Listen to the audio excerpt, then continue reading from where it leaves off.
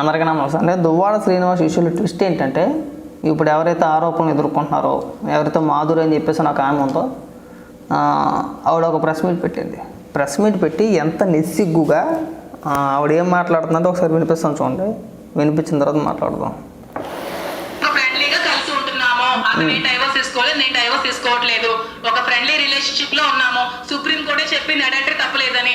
ఇది personal life ని ఎవరు క్వశ్చన్ చేసే రైట్ ఎవరికి లేదు. ఆవిడకి ఏమైనా ఇష్యూస్ ఉంటే హస్బెండ్ తో చూసుకోమానండి, పిల్లలకి ఏమైనా ఇష్యూస్ ఉంటే హస్బెండ్ తో చూసుకోమానండి. అంతేగాని నన్ను బయటకు లాగొద్దు, నా ఫ్యామిలీని బయటకు లాగొద్దు. నాకు పిల్లలు ఉన్నారు, నాకు లైఫ్ ఉంది. నేను ఒక ఉన్నత కుటుంబం నుంచి వచ్చిన వ్యక్తిని, నా లైఫ్ ని బయటకు లాగొద్దు. నీ లైఫ్ని ఎవ్వడు బయటికి లాగలా, మీ అంతటా మీరే బజార్కి ఇడ్చుకున్నారు. సుప్రీంకోర్టే చెప్పింది ఎవరికి నచ్చినట్టు వాళ్ళు ఉండొచ్చు అని. పైగా దీనికి కూడా లాజిక్లు, దీనికి కూడా మళ్ళీ సుప్రీంకోర్టు చెప్పిందంటే ఎలా పడతాలో ఉండమని చెప్పేసి అని, అందుకని చెప్పేసి మొగుడికి విడాగలేకుండా ఇక్కడ ఇటు పక్కన పిల్లానికి విడాగలేకుండా వీళ్ళు ఇష్టానుసారంగా ఎట్ట పడితే అట్లా ఉండొచ్చు అని చెప్పేసి అని మాట్లాడుతున్నారు. పైగా ఇందులో కూడా లాజిక్లే. నేను ఆవిడ పెట్టిన ప్రెస్ మీట్ చూసా. ప్రెస్ మీట్లో ఆవిడ ఏమంటుందంటే, అంటే అంటే మేము పెళ్లి చేసుకోలేదు, అది ఇల్లీగల్ అవుద్ది. ఎందుకంటే నేను మా ఆయనకు విడాకులు ఇవ్వలేదు, ఆయన విడాకులు ఇవ్వలేదు, మేము పెళ్లి చేసుకుంటే అది ఇల్లీగల్ అవుద్ది, కాబట్టి మేము పెళ్లి చేసుకోలేదు అని మాట్లాడుతుంది ఆవిడ. ఇన్ని తెలిసింది మీరు పెళ్లి చేసుకోకుండా, అలాగే విడాకులు ఇవ్వకుండా మీరిద్దరం కలిసి ఉండడం తప్పు అనే విషయం మీకు తెలియలేదా? అంటే మీరు సమాజానికి ఏం మెసేజ్ ఇస్తారో మాకు అర్థం కావట్లా. పైగా మాట్లాడితే ఉన్నతమైన కుటుంబం అని చెప్పేసి అని అంటారు. అంటే ఉన్నతమైన కుటుంబం నుంచి వచ్చిన వ్యక్తులు ఇలా ఉంటారా? అంటే మీరు మాట్లాడితే సమాజం యాక్సెప్ట్ చేసుద్దా? కనీసం మీ కుటుంబ సభ్యులను ఒప్పుకుంటారా? పైగా మాట్లాడితే నాకు భర్త ఉన్నాడు, నాకు పిల్లలు ఉన్నారు, అయినా సరే నేను దువ్వాడ శ్రీనివాస్తోనే కలిసి ఉంటాను. ఒక ధనం పెట్టేయాలి మీకు. నిజంగా మీ మాటలు వింటామంటే మాకు ఏమనిపించిందంటే, ఆయన కనబడితే నిజంగా ధనం పెట్టేయాలి. మరో లక్ష్మీ పర్వతం చూసినట్టుంది మాకైతే కనుక. నిజంగా అలాగే మాట్లాడారు ఆవిడైతే, అలాగే మాట్లాడింది. కొంచెం అని సిగ్గు అనిపించట్లేదు? ఒక పక్కన మీరే చెప్తున్నారు కదా, ఇంకా మీ భర్తకు విడాకులు ఇవ్వలేదని చెప్పేసి మీరే చెప్తున్నారు కదా. దువ్వాడ శ్రీనివాస్ కూడా ఆయన భార్యకి విడాకులు ఇవ్వలేదని చెప్పేసి కూడా మీరే చెప్తున్నారు కదా. మరి మీరిద్దరు ఎలా కలిసి ఉంటారో మాట్లాడితే అడల్టరీ అంటే ఏంటి? నేను ఫస్ట్ టైం అంటున్నా పదం. తప్పే ఉంది, సుప్రీంకోర్టే చెప్పింది కదా. అంటే సుప్రీంకోర్టు ఏం చెప్పింది? భర్త పిల్లలు ఉండగా విడాకులు తీసుకోకుండా మీరు ఎవరితో పడితే వాళ్ళు తిరగండి, ఎన్ని అక్రమ సంబంధాలైనా పెట్టేసుకోండి, మీరు ఎవరితోనైనా కలిసి ఉండండి అని చెప్పిందా? అంటే మళ్ళీ మీకు వంక సుప్రీంకోర్టా? ఎడుతున్నావు ఎందుకంటే ఎగ్గొట్టడానికి అని చెప్పేసి ఒక సామెత ఉంది. అలాగా మీరు చేసిన తప్పుని కప్పిపుచ్చుకోవడానికి మళ్ళీ సుప్రీంకోర్టు వరకు వెళ్ళాలా? సుప్రీంకోర్టుని తీసుకురావాలా? పైగా దీనికి కూడా లాజిక్లా? సమాజం ఎటుపోతుందో మాకు అర్థం కావట్లా. పైగా మహిళలు ఇంత బరి తెగించి ఎవరు మాట్లాడరు నాకు తెలిసి. అంటే మీ కుటుంబ సభ్యులు మిమ్మల్ని ఎలా యాక్సెప్ట్ చేశారో మాకు అర్థం కావట్లేదు. కానీ మాట్లాడితే కలిసి ఉంటే తప్పేంటి? అరే కలిసి ఉంటే తప్పేంటా? సరే, నువ్వు మీ ఆయనకి విడాకులు ఇచ్చేసావు, మీ ఆయనకి నీకు ఎలాంటి సంబంధం లేదు, ఆయన దువ్వాడ శ్రీనివాస్ వాళ్ళ భార్యకి విడాకులు ఇచ్చాడు, అప్పుడు కలిసి ఉన్నారనుకో, అదొక అందం. ఒక పక్క విడాకులు ఇవ్వకుండా ఇందులో కూడా లాజిక్లు మాట్లాడుకుంటా, మేము విడాకులు ఇవ్వలేదు కాబట్టి, విడాకులు తీసుకోలేదు కాబట్టి పెళ్లి చేసుకోలేదు అని మాట్లాడితేనే తప్పు ఏంటని మాట్లాడుతుంది. ఇంతకు మించిన బరి తెగింపు ఎక్కడ ఎవరినో చూసున్నాం మనమైతే కనుక.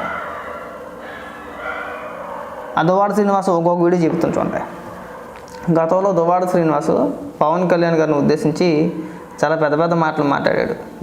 ఏకపత్ని వ్రతుడు, ఇలాంటి పదాలు. ఒకసారి అది కూడా వినిపిస్తా.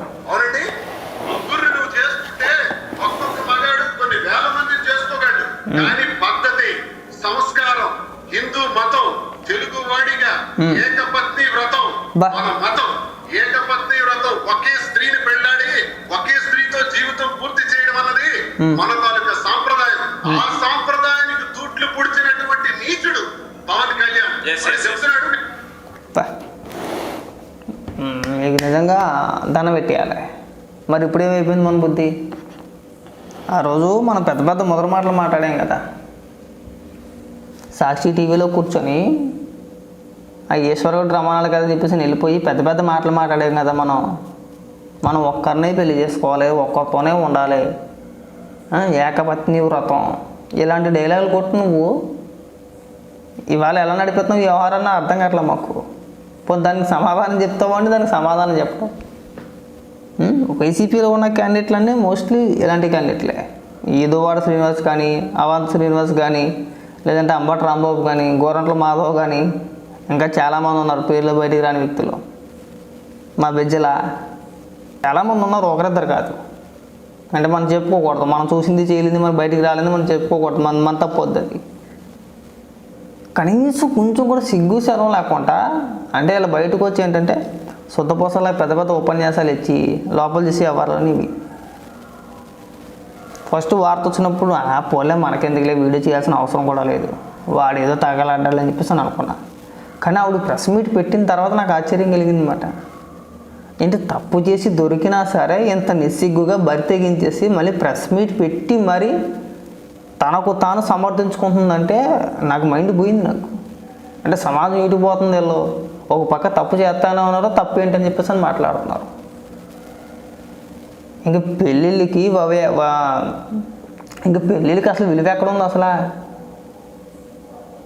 భార్యాభర్తల అనుబంధానికి అసలు విలువ ఎక్కడ ఉంది? వీళ్ళు విలువిస్తున్నారు వీళ్ళు అసలు.